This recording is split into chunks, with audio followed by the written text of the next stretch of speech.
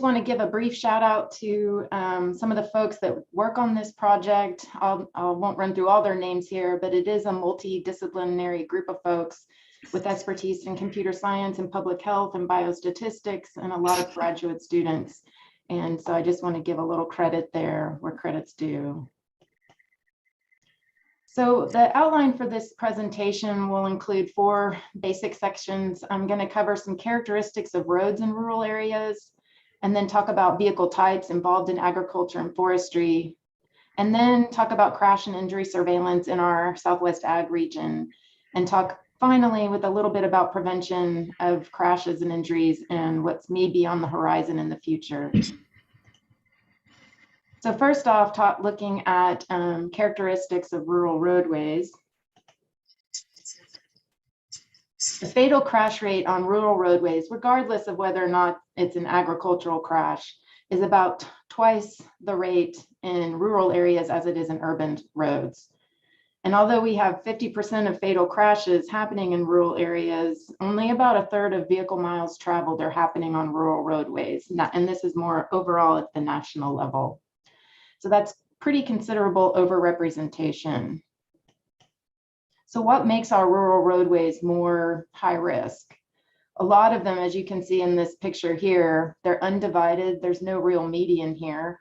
2-lane roadways. The lanes are narrow. The shoulders or the sides where people could maybe pull off to avoid a crash are very limited. You can have tight curves with very short sight distance, meaning you can't really see what's happening very far in front of you.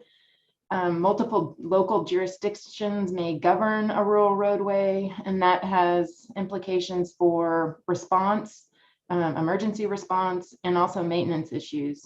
There may be also fewer resources, budget, and staffing to help address maintenance issues and other issues.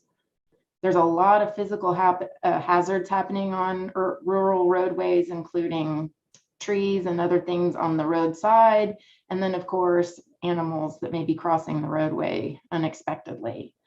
Overall, some of the most common crash types happening in our rural roads are single vehicles running off the road, losing control of their vehicle and exiting the roadway, and then perhaps crashing into a tree or some other fixed object. And then those can also lead to rollover. And then also our head-on crashes, which tend to be some of the most severe. Another major issue that I always like to point out in rural areas is access to care. It's harder for EMS and also law enforcement to get to a crash site in a rural area. It takes more time. And then once they're there, it's harder for EMS to transport to a trauma center, especially a level 1 or level 2, which has the best ability to deal with a very severe crash. And so the longer it takes to get to that person to care, an severely injured individual, the likelihood of survival or their ability not to have a long-term implication or effect of their injury or crash becomes higher likelihood of long-term issues. When it comes to driving behaviors in rural areas, it's really interesting. During COVID, there were some interesting issues that became more apparent in rural as well as urban areas. But I'll first start with talking about rural-urban differences. Speed limits are higher in rural areas, and people also tend to travel faster because there's not congestion slowing them down. During the time of COVID, there was even less congestion. People were staying home and people were driving even faster. What ended up happening is during the last, at least in Texas, and I believe the surrounding states, speeding went up, so the severity of our crashes also went up. Even though the raw number of crashes actually went down, the number of fatalities did not. And so they adopted some of these increased some of these bad behaviors during COVID, and it doesn't look like they're willing to let them go now that people are kind of getting back to life as COVID is becoming less. Drinking and driving is higher in rural areas. There's a perception that they're less likely to be caught. Same thing with distracted driving is also higher in rural areas. Fatigue may also be an issue. Long stretches of roadway with very little things to look at side by side can also lead to fatigue and longer hours of driving without a break. And then finally, Click It or Ticket is one of the programs used to increase enforcement to increase seatbelt use. We also saw in COVID, for some reason, people not wearing their seatbelts. That went up for the first time in many years. And seatbelt use is also less in rural areas. There's some anecdotal evidence that people think, oh, I'm less likely to get in a crash in rural areas because there's less cars, and so less likely to buckle up. Recently, Secretary Pete Buttigieg has come out with the National Roadway Safety Strategy. This came out in January of this year, and this affects the entire nation, rural, urban. But there's a couple of things about this new plan that I think are very relevant to ag crashes. So for the first time, somebody came out at the federal level and said 0 is the only acceptable number of deaths and serious injuries on our roadways in the United States. And the federal government is starting to put a lot of funding towards this goal. And individual states are also choosing a state goal of 0. Texas also, we're not the quickest to adapt large safety strategies, but we also have adopted a goal of 0 fatalities on Texas roadways by 2050.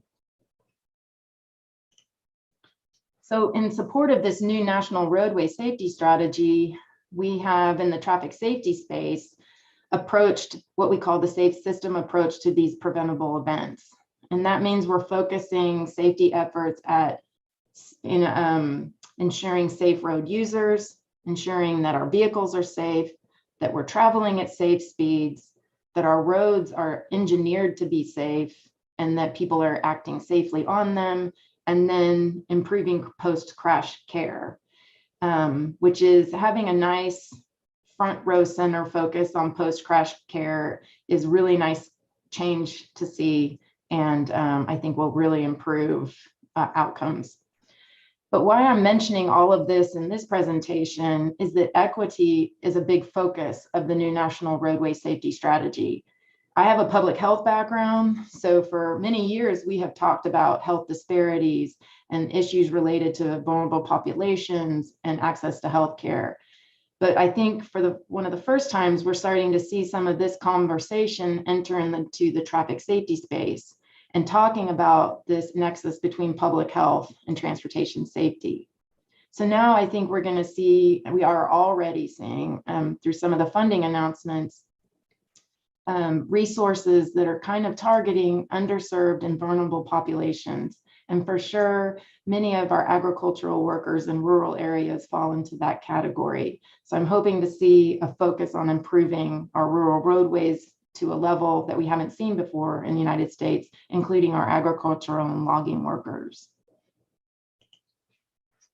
So this next part of the presentation, I'm going to talk a little bit about vehicle types used in, I say here agricultural, forestry, and fishing, AgFF, but really this not a lot of fishing going to be discussed in this presentation, obviously. So really focusing more on agriculture and forestry. So on this slide, you can see a variety of different vehicles that fall into agricultural and forestry crashes. For anything from tractors to pickup trucks to ATVs to combines to other type of harvesting equipment, and then of course logging trucks. So for farm equipment, you know, they are slow moving vehicles. And many times I live in a somewhat rural area with lots of tractors and other ag equipment on the roads. And it never fails that when there's a passenger vehicle, as shown here, trying to pass, they get very frustrated and they're more likely to lose their patience and exhibit behavior like road rage.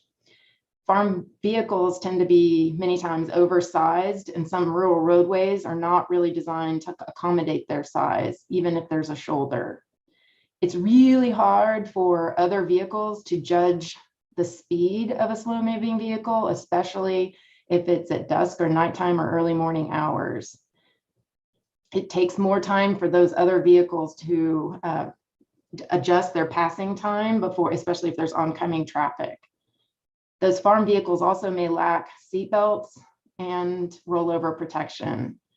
And they may lack turn indicator signals like our other vehicles have. And then finally, there are young worker issues for farm vehicles. They're not designed for younger workers. And it's legal in some instances for children or teens to operate a tractor on a public roadway, provided they meet certain criteria. But these vehicles are not designed to accommodate their size. There is a requirement, and I'll talk a little bit more about Be Safe, Be Seen and increasing your visibility, that slow-moving vehicles, agricultural vehicles, include the slow-moving vehicle placard shown here, as well as have some other things on the vehicle to improve their conspicuity, or so that other vehicles can see them on the roadway. And then changing gears a little bit, logging trucks are kind of a whole different animal. They're extremely heavy truck tractors.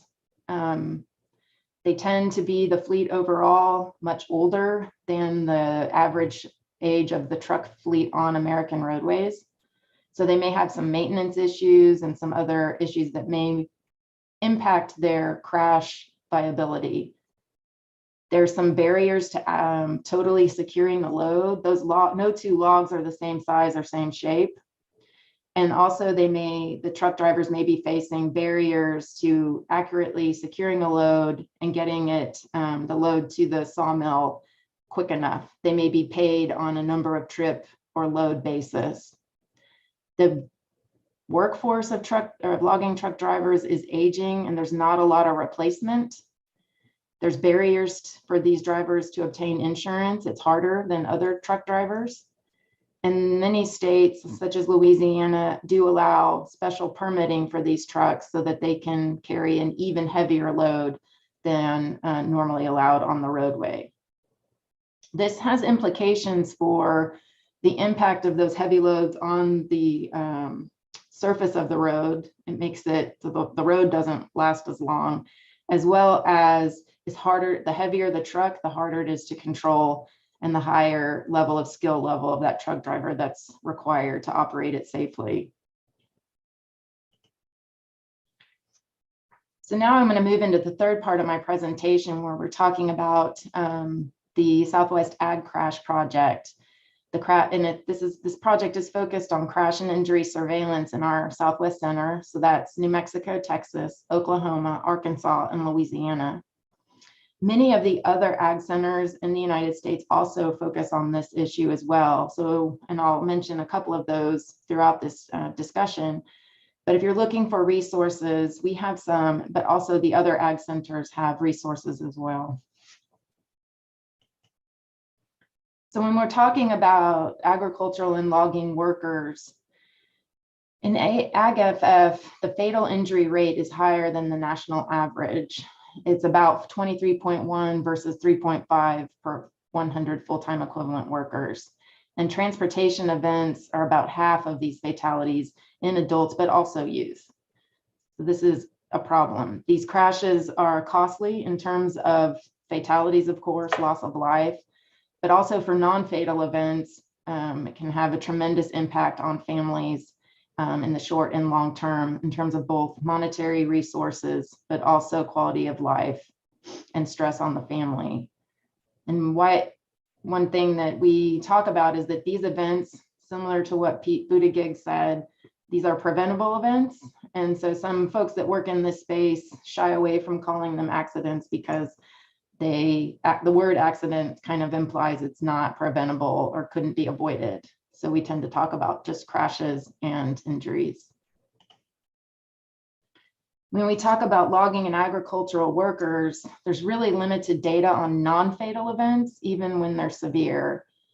For a variety of reasons, small farms may be exempt from reporting, Also, if you're working in agriculture, it's a family farm, maybe you can't really stop to take care of an injury until later. Maybe you're not going to take more than 4 hours of time or really seek treatment to meet some of the reporting standards at the national level.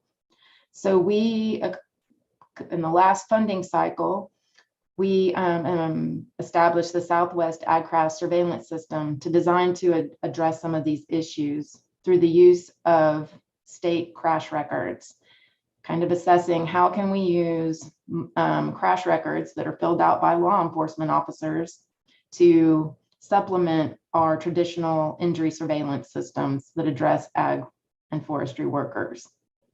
And like I mentioned, our system covers Arkansas, Louisiana, New Mexico, Oklahoma, and Texas. And what we did was integrated the crash records for our region. So now I'm going to focus a little bit in terms of this project with the agriculturally related crashes. So nationally, we have over 2 million farms in our country, and Texas is among the states with the largest number. It certainly has the largest number in our region with over 284,000. And in our region, accounts for over 20% of the nation's farms. So we've got a good amount of farm vehicles traveling on our public roadways. When I first started this project, some of the folks in transportation safety looked at me like I was crazy. Why are you going to look at farm vehicles? They don't drive on the public roadway. And I said, oh, I think they do. If you look at some of the surveillance fatality data, I think they do. And so there was some education that I needed to do on the transportation safety side. Now I'm going to present some data from our system. These are from 2010 to 2018, and they're being currently updated with new data, and also looking at, okay, how did these data compare with what was happening during COVID? Because as I mentioned before, we thought COVID was going to mean fewer crashes, fewer injuries, and fewer deaths. And that's not what is happening, at least in Texas, where we've done the most comparisons so far. Like I said, we saw just as many deaths on our roadways as we did before COVID. So from 2010 to 2018, we saw nearly 4,800 crashes occurring in our region that involved farm equipment. And of these, about 37% we think resulted in an injury. So let me back up a minute and say these data are based on crash records. So this has not been validated by a clinician. The law enforcement officer, when they complete the crash report, they rate the crash and each individual involved in the crash. They rate their injury severity with what they're able to see at the time. And they do this using something called CADCO, where K is a fatality, A is a suspected serious injury, B is a non-incapacitating injury, C is a possible injury, and O is property damage only. So these data group all the severity levels for an injury or possible injury versus property damage only. And what you can see in the bar chart are the green bars are no injury versus brown being injury or possible injury. And the states are listed below and the years of data for each of those states. And as you can see, a considerable number of crashes overall are no property damage only. From an ag safety perspective, that's still a problem because it's causing stress to those workers, and it's also damaging equipment that needs to be replaced, most likely. Not in all cases, but most likely. The brown bars are those number of crashes that probably resulted in an injury of at least one person involved in the crash. And as you can see, it's at least hovering at least half or more of those crashes in each state. This graph is showing you, okay, what percentage of drivers were injured by whether they were the ag driver or the other driver. And as you can see for our farm vehicle drivers, the green bar is our ag driver, the brown bar is other. Of course, the majority, thank goodness, are not injured. And then, as you can see, it's more likely here, the other driver, a higher number, a higher percentage of the other driver was injured compared to the ag driver, which was somewhat surprising for me. Here you can see the distribution or concentration of crashes at the county level for our region, of those crashes involving farm vehicles. This is a traditional hotspot map.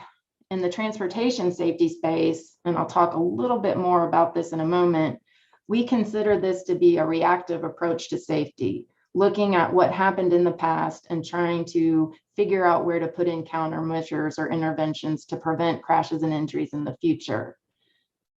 And I'll talk a little bit more in a couple of slides about the proactive approach that we are using in transportation safety and that we're trying to apply to ag health and safety for this project.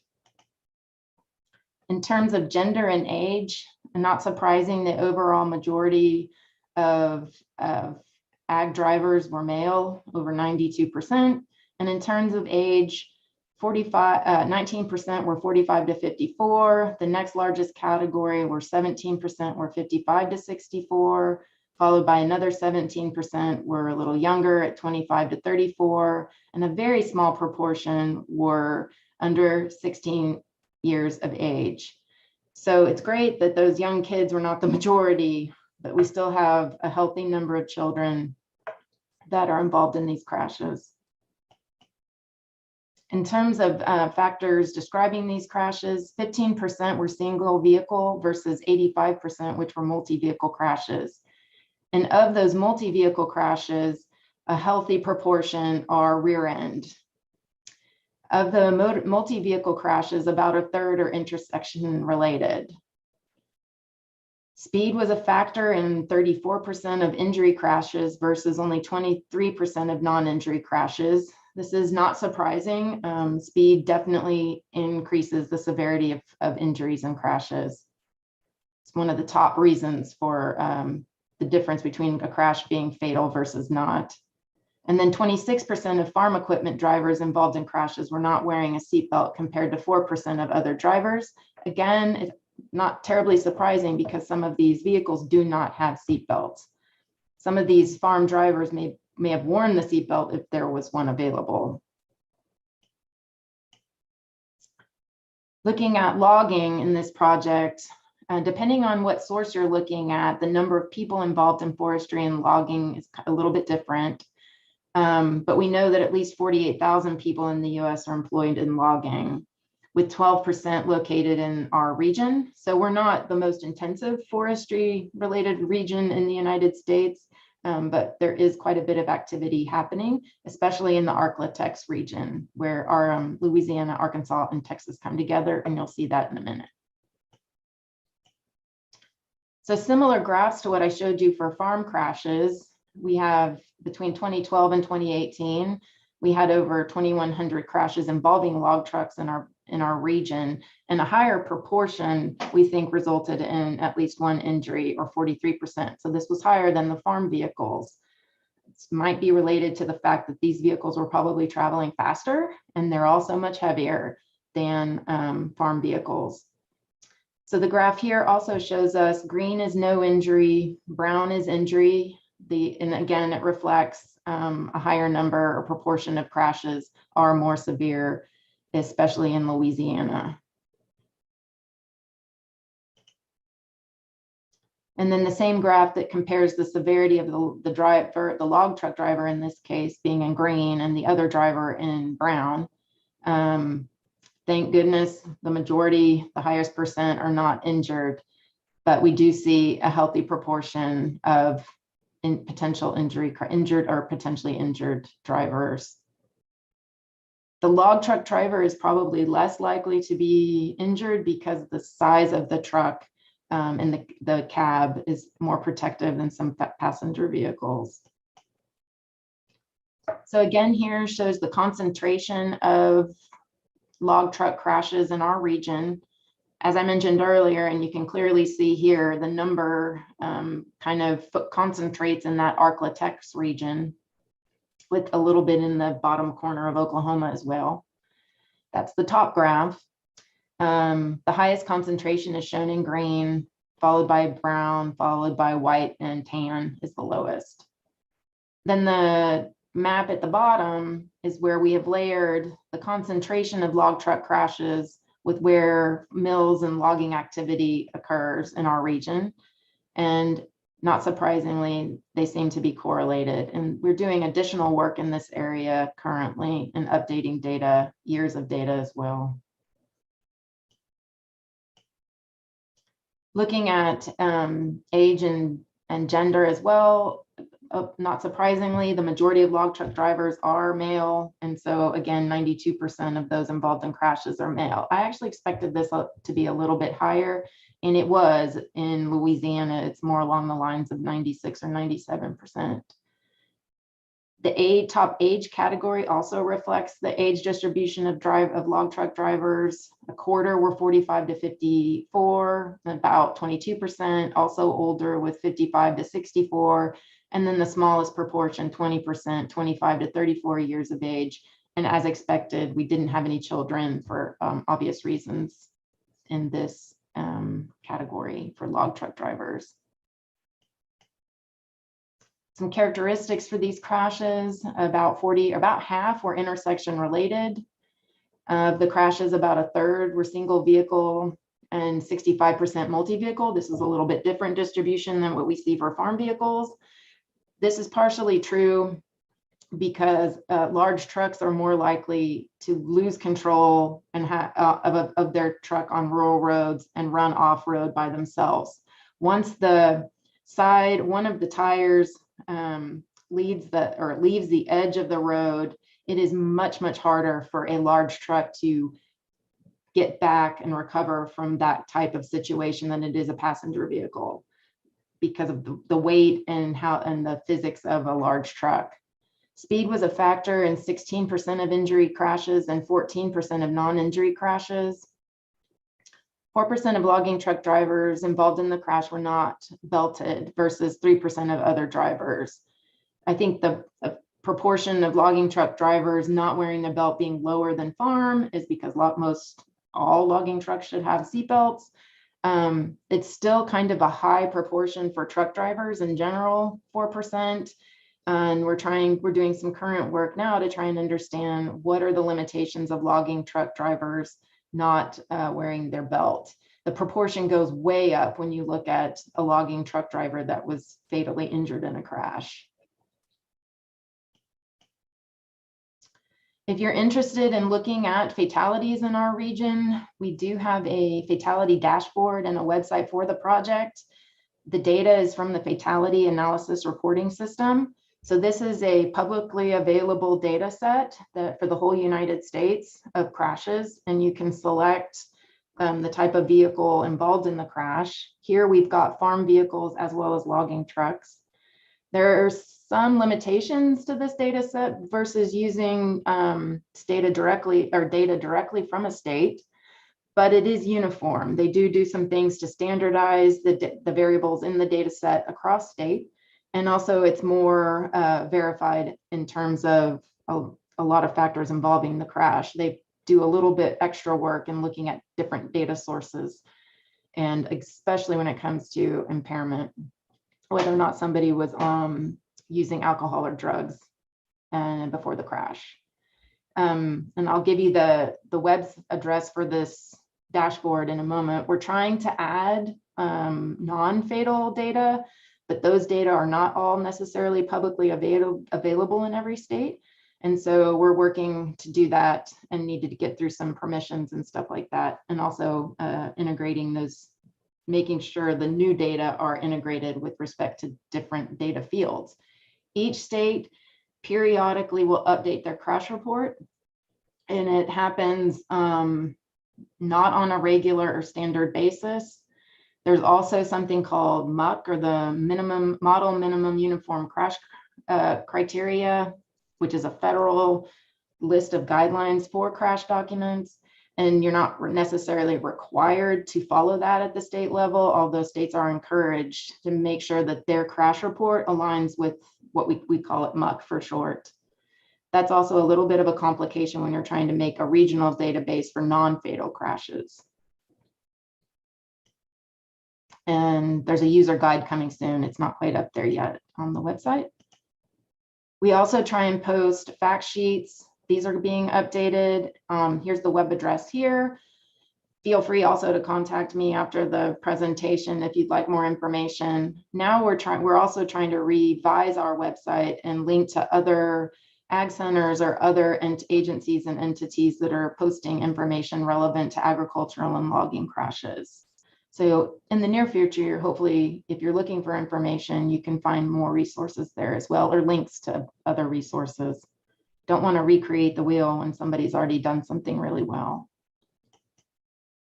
So I'm going to end with prevention and some things that may be happening in the future that could help ag and forestry crashes. When we talk about prevention in public health, we tend to use more terms like intervention and stuff like that. In transportation safety, we tend to call them countermeasures. So if you hear me call something a countermeasure, it's the same thing as an intervention or preventive measure. In transportation safety, we think of these things in these categories, which fit within what I talked about earlier with the safe system approach.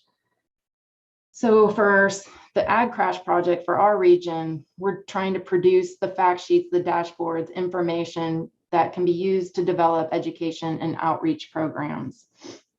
So an example of that here are campaigns like being seen is being safe, or stay informed, be aware, remain patient.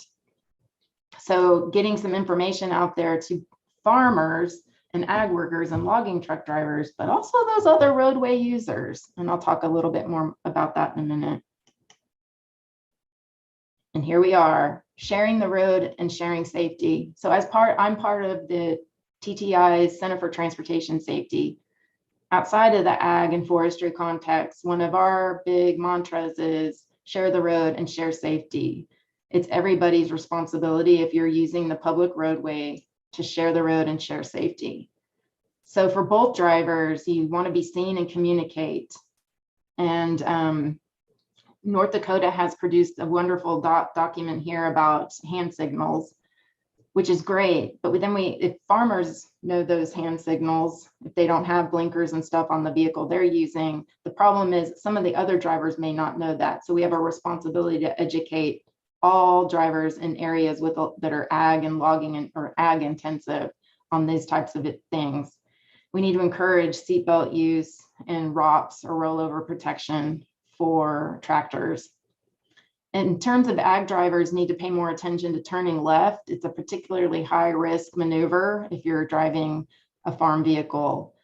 And I say, if possible, on the next point, to plan your trip to avoid high traffic times, and if possible, use an escort. That may not be possible. You may have limited people to help you on the farm. But if possible, these are things that can help to reduce crashes. For other drivers, they need to be patient and slow down. It's really hard to see the distance between you and a slow moving vehicle. It's very hard for us to judge that when you're the other driver. They also need to be educated on and realize that ag drivers can move into the center or pull into a shoulder if they need to. And other drivers need to quit passing when they can't see and their sight distance is poor. Passing on a curve or a hill is particularly risky. Another type of what we're also moving into, I mentioned earlier, reactive versus proactive approaches to roadway safety. One thing that we've done a lot with trucks in particular in my group is identifying roadways that are particularly maybe have characteristics that make them more likely to involve a crash or highly fatal or serious injury crash. And we use different approaches, which are very common in transportation safety and not so common in ag safety and health, to identify these roadways. We look for characteristics of roadways that are overrepresented with crashes or higher severity crashes. And then we look for those roadways that have those characteristics in an area. This happens to be Seguin and somewhat rural area in Texas. And you can see the areas that are dark red and light red are the higher, more likely to sustain a crash with a truck, any truck, not just a logging truck.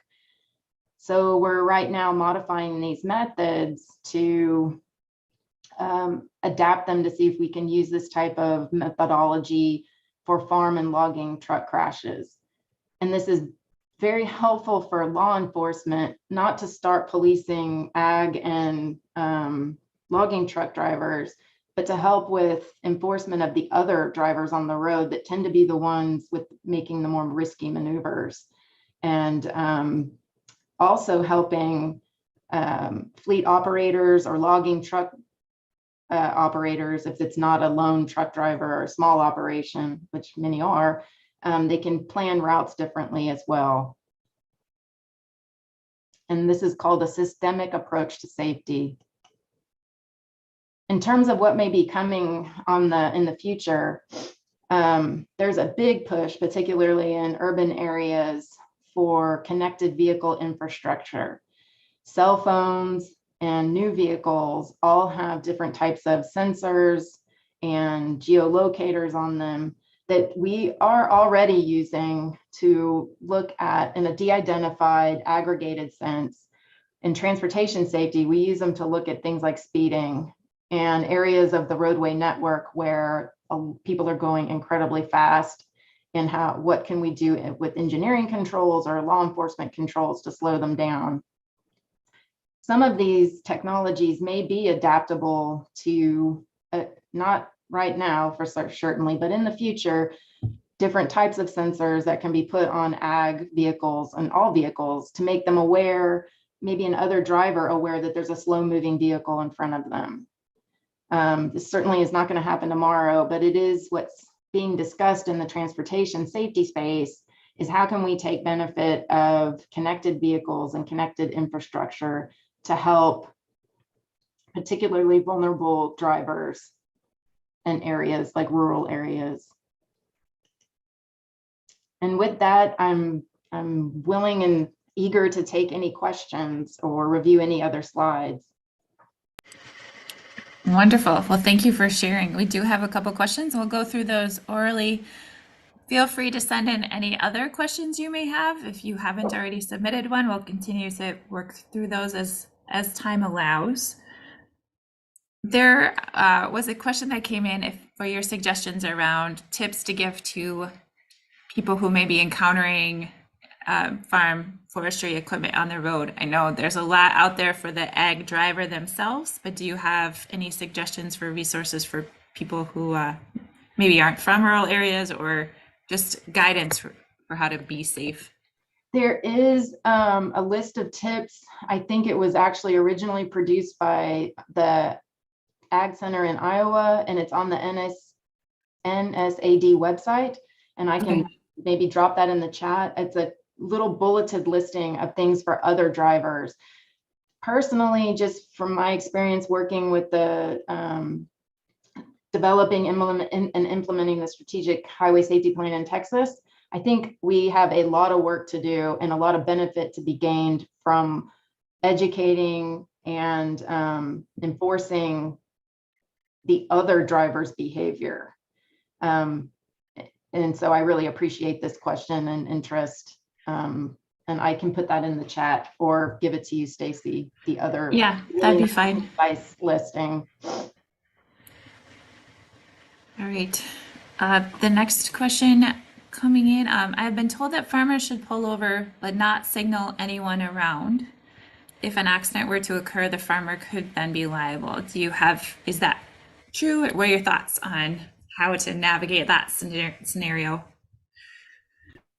What state is this one coming from? It might vary a lot state by state. I know this person to be from Illinois. So I actually don't know exactly. I can find out for you though. If I understand the question, if the farmer waves the other person around, they can be liable. Is that what? Yeah, I think that's the concern. Like, whose responsibility is it then if there was something that did occur in that passing when the farmer had told them to go? and then there was a crash or some other unfortunate. I don't think in Texas they would, and I need to verify this, that would matter. The law enforcement, most of my knowledge comes from what's on the police report, and they're super in Texas. It's not this way in every state though. They're very hesitant to assign any fault to any liability or percentage. They leave that to the insurance companies. They just document what they think happened during the crash. And so something like that, where the officer can't prove whether the farmer did something like wave someone around, it probably wouldn't be taken into consideration, but that's in Texas. I would need to verify that for another state. There are lots of factors, I'm sure, Yeah. that would go into determining liability there. What was your method of collecting the data from law enforcement, and were they receptive to sharing the information? Oh, good. I should have clarified. So each state, when a crash happens, this is a great question. Each state, when a crash happens, the law enforcement responds, and if it meets that state's reporting criteria, usually it's some kind of monetary value to the amount of property damage. In Texas, it's $1,000, or if an injury occurred, then they must complete that state's crash report. Then that crash report, in most, if not all states now, is electronically, for the most part, submitted to a central location. And then some data scrubbing happens. In Texas, it's the Texas Department of Transportation. It lives in slightly different areas in different states, but it's definitely at the state agency level. Some data management happens there, and then most states create a couple of data sets, usually a public file that they will allow release of to researchers and other entities. Sometimes they'll post some things just for free download on their website. And then there's usually a non-public file that requires some data use agreements and other stipulations for release of those data. And those data usually have personal identifiers in them. That's why they're more protective, of course, thank goodness. So one thing that's an advance, so we don't have to go to each law enforcement agency, which is great in Texas because it's not centralized really, but the crash system is.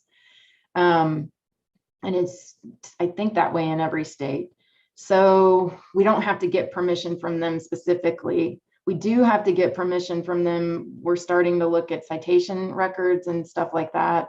And that requires building just a lot of relationships for data sharing. It's all about them trusting you. And even when there's a data use agreement in place, building that rapport that you're not going to do something horrible with these data.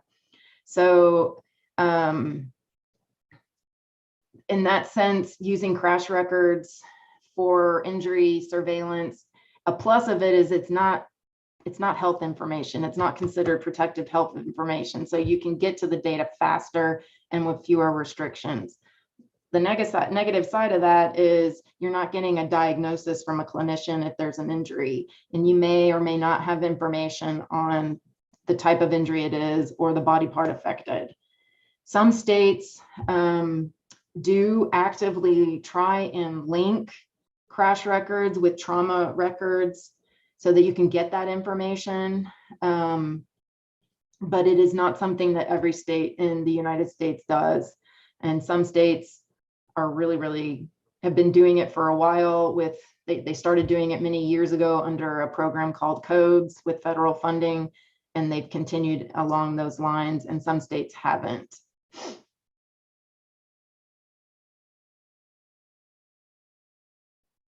So, kind of tagging along to this question, do you think this crash data would be similar in other regions of the country? I do. I've worked with some other crash records from other states, and we're fortunate in my region because Texas and Louisiana in particularly are really robust, but other states or other regions definitely have states with excellent crash data systems. It's just, and it's getting better and better all the time because of technology and the ability to manage huge amounts of data and get it submitted electronically, doing some data management and edit checks and whatnot, and then making it available to folks. So I think it's just going to get better and better and better as time goes on. I have an ag-specific question here. If you have any resources or information about poultry transportation, specifically including live haul, feed, other things that might be hauling related to poultry. That's a question I haven't had before. We certainly have a lot of poultry movement here in my region, or especially Texas, Oklahoma. I can look for that. If I can get that person's contact information, I am happy to do that. Yes, I can make sure that happens.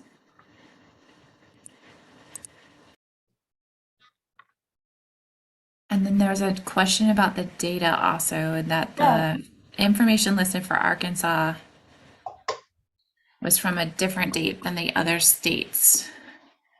Can you talk about that a little bit? Yeah, Arkansas was harder to get data from, partially, and we're working, my immediate boss, the center director, is working to get an update for Arkansas. At the time that we made the request, it was just harder to get data from Arkansas. Some states are very used to sharing and releasing data, and they have it easily available. Some of them, we have really strong partnerships. They know who we are. And so it was a matter of not having as strong of a relationship with Arkansas, not for any other reason that something's wrong with Arkansas or anything like that.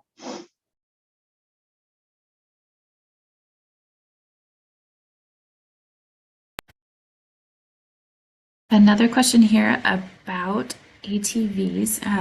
I will toss out that we do have a webinar this afternoon at 2 o'clock that it focuses specifically on ATVs and UTVs.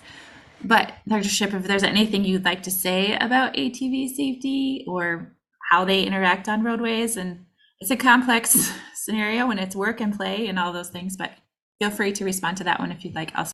Yeah, so we, as part of the Swag Crash project, we're going to be able to look at ATVs more. It was hard to parse out ATVs in some of the state data sets because it wasn't identified as easily as like a logging truck or a farm vehicle. And so, but now states continually are adding vehicle types to their choices that the law enforcement can choose as in the pre-coded categories. So, and then also sometimes you can get better information. We're also looking at this by going to the trauma registry side and pulling ATV related events that happen on a public roadway. Sometimes it's actually easier to get it through the trauma surveillance system, depending on what state you're in. So we haven't done, at least in this project, we haven't done a huge amount with ATVs as part of this surveillance system yet, but we will be. And I am very much looking forward to the presentation this afternoon. So I'm not an ATV expert yet. More to come, right? Yeah. That's great. Well, from what I'm keeping track of here, it looks like we've made it through the questions that have come in. If you have anything else that you would like to talk to Dr. Shipp about, her email is still up here on the screen, and you're welcome to email her directly, or I would be happy to connect you as well if that's easier for you. And of course, as soon as I say that, somebody else thinks of something else they want to know. So here we go. Sure. There's a question about, were the single vehicle log truck crash, were they all rollovers? What kind of encounters did they have? No, they were not all rollovers. Sometimes they can recover and not actually roll, but a lot of them, and I'm speaking broadly here, and I can get you more information for sure. I will say, if anyone wants to talk more, please reach out to me. I do have a passion for improving data quality and helping with data sources. That's one hat that I wear in addition to doing ag and logging related research. So even if it has nothing to do with ag and logging and you want help with how to integrate data sources or something like this, please also reach out. But in terms of the logging truck rollovers, most often there's a faulty, what we call faulty evasive action. Something has probably happened on the roadway, and probably unfortunately, another road user maybe cut the log truck driver off. They make an evasive move and it's not successful, and they run off the road and are able to not roll over. So it's not a given if they run off the road that they're going to roll. Thank goodness.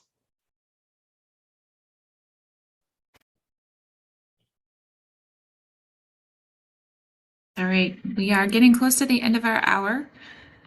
So I think we have made it through questions, Dr. Ship. So thank you very much for responding to all those. You just never know what people want to know more about. So it's always interesting to see what questions come up. And I do have the contact information for the person who asked for more resources also. Yeah. So I'll share that with you.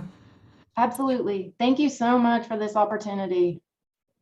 We're really glad that you joined us today. Thank you all very much for participating, and I encourage you to come back.